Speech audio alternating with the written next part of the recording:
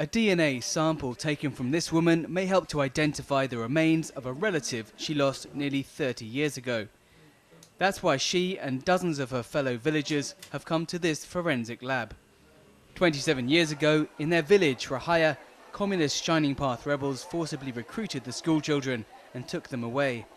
Soon after, the army attacked the guerrillas, leaving nobody alive.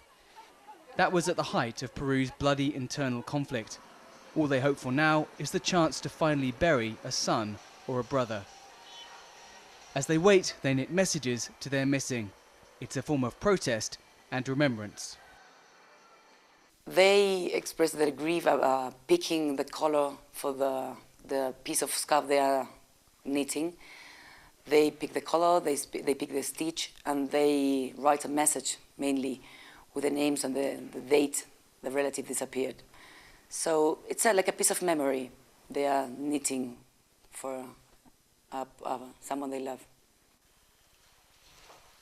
Each message will form part of the scarf, which is hoped will reach a kilometre in length. During 2 decades of internal violence in Peru, nearly 70,000 people died and 15,000 were reported missing. Adelina Garcia's husband was dragged from her home by soldiers 27 years ago and never seen again.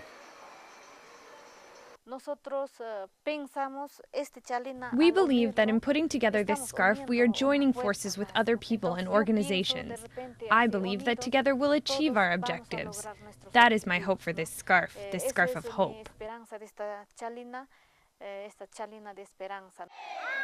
As the leader of an organization for victims' families, Adelina struggles for the right to receive state damages and see justice done. Few members of Peru's military have been prosecuted, and to date, not a single individual reparations payment has been made.